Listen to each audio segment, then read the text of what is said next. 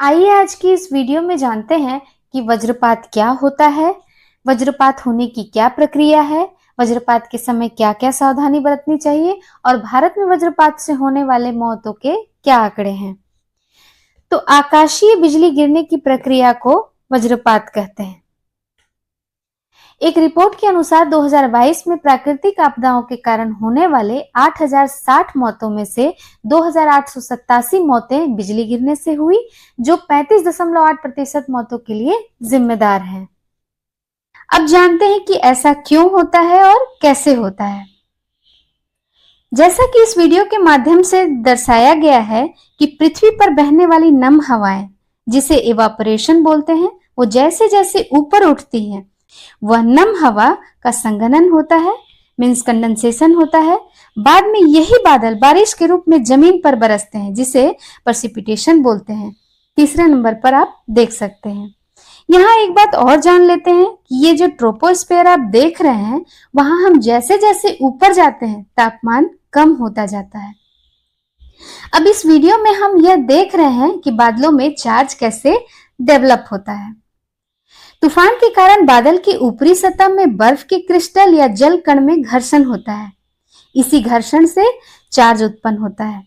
इसके बाद बादल की ऊपरी सतह में पॉजिटिव चार्ज तथा निचली सतह में नेगेटिव चार्ज जमा हो जाते हैं। इसके बाद तीन परिस्थितियां उत्पन्न हो सकती हैं, जैसा कि आप पिक्चर में देख सकते हैं। विद इन क्लाउड मीन्स एक ही बादल के पॉजिटिव और नेगेटिव चार्ज आपस में सर्किट कंप्लीट करते हैं, जिससे बिजली चमक सकती है और एक स्पार्क होता है।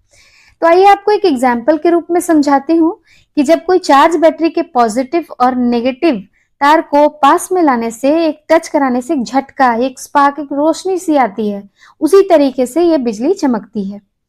दूसरा है क्लाउड टू क्लाउड मीन्स जब अलग अलग बादल के पॉजिटिव चार्ज और नेगेटिव चार्ज आपस में सर्किट कंप्लीट करते हैं, तो तेज गर्जन की आवाज सुनाई देती है, लेकिन यह धरती पर नहीं गिरती है। ये दो बादलों के बीच में ही सर्किट कंप्लीट करते हैं। तीसरा यह है क्लाउड टू ग्राउंड मीन्स कि जब बादल के नेगेटिव चार्ज चैनल के रूप में पृथ्वी पर गिरने लगता है, तब जमीन की सतह पर पॉजिटिव चार्ज उत्पन्न होता है। मीन्स बादल का जो नेगेटिव चार्ज है, वो जब धरती पर चैनल के रूप में गिरने लगता है, तो ऑटोमेटिकली धरती में पॉजिटिव चार्ज डेवलप हो जाता है। तो जो चैनल बनकर धरती पर आता है, उसका तापमान सूर्य के तापमान से 5 गुना अधिक अर्थात 30,000 डिग्री सेल्सियस होता है। इस कारण उसके आसपास की वायु काफी गर्म हो जाती है तथा तेजी से फैलती है, जिससे तेज गड़गड़ाहट की आवाज निकलती है। चूंकि प्रकाश की गति ध्वनि की गति से अधिक तेज होती है, इसलिए पहले रोशनी दिखाई देती है, फिर गर्जन सुनाई देता है। इस बिजली में 5 से 10 करोड़ वोल्टेज होता है और जहां गिरती है वहां और वहां के आसपास कुछ दूर तक काफी विध्वंसकारी के रूप में देखा जा सकता है। अब जानते हैं बिजली से झटका किस किस तरह से लग सकता है। एक कंडीशन ऐसा हो सकता है कि अगर कोई व्यक्ति खड़ा हो और डायरेक्ट बिजली उस व्यक्ति के ऊपर गिरे, तो व्यक्ति की मौत हो सकती है। दूसरा कंडीशन ऐसा हो सकता है कि अगर कोई भी व्यक्ति खड़ा हो और कुछ दूर पे जाके बिजली गिरती है, तो उसके भी झटके से उस व्यक्ति की मौत हो सकती है। कुछ कंडीशन ऐसे होते हैं कि अगर कोई भी व्यक्ति किसी भी एक नंगे तार को पकड़कर खड़ा हो, जैसे कई बार क्या होता है हमें देखने को मिलता है, लोग अपने अपने घरों के किनारे किनारे सिक्योरिटी पर्पस के लिए कुछ तार, कुछ वायर को लपेट कर रखते हैं, या जानवरों से बचाने के लिए, अपनी भी सेफ्टी पर्पस के लिए, तो लोग उसको भी पकड़ के खड़े रहते हैं, जिससे भी बिजली का झटका उसमें लग सकता है और व्यक्ति की मौत हो सकती है। और व्यक्ति को एक और कंडीशन है जिससे झटका लग सकता है, वो है सबसे इम्पोर्टेंट चीज कि जब भी ऐसा महसूस हो कि बारिश हो रही है या ऐसा महसूस हो रहा हो कि बिजली चमक रही है, तो घरेलू उपकरण में जैसे बिजली के सामान, ये सब चीजों को अवॉइड करना चाहिए, उसका प्रयोग बिल्कुल भी ना करें।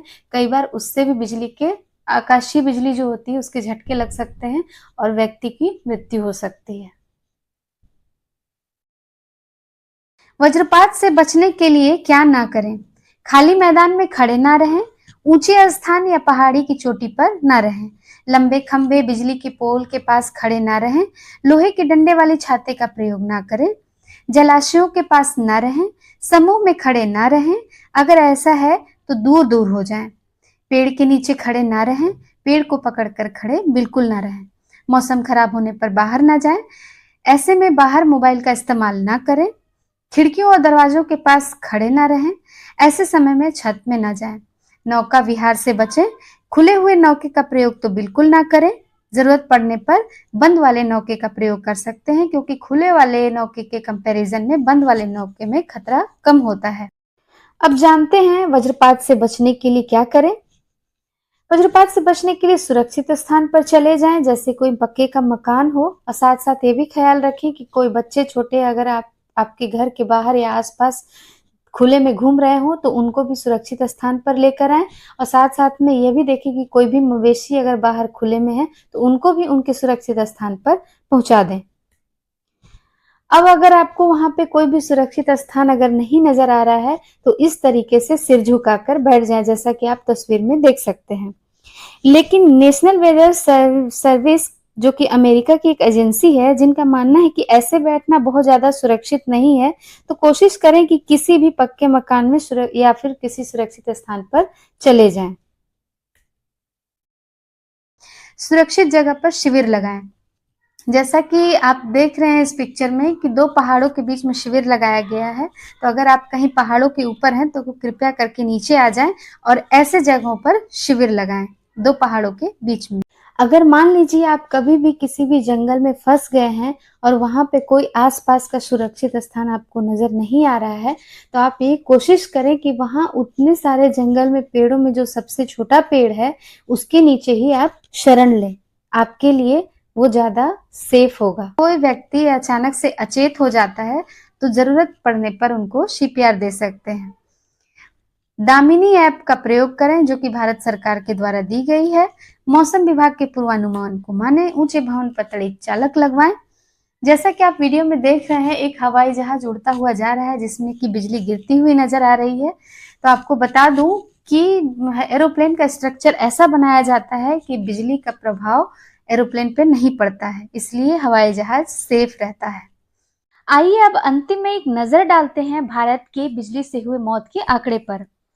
इस ग्राफ के माध्यम से आप समझ सकते हैं कि 2000 से लेकर 2021 तक में भारत में आकाशीय बिजली से प्रतिवर्ष मरने वालों की संख्या औसतन लगभग 3000 है, तथा भारत के 3 राज्य बिहार, मध्य प्रदेश और उत्तर प्रदेश सबसे ज्यादा प्रभावित हैं, क्योंकि आकाशीय बिजली से यहाँ मरने वालों की संख्या सबसे ज्यादा है।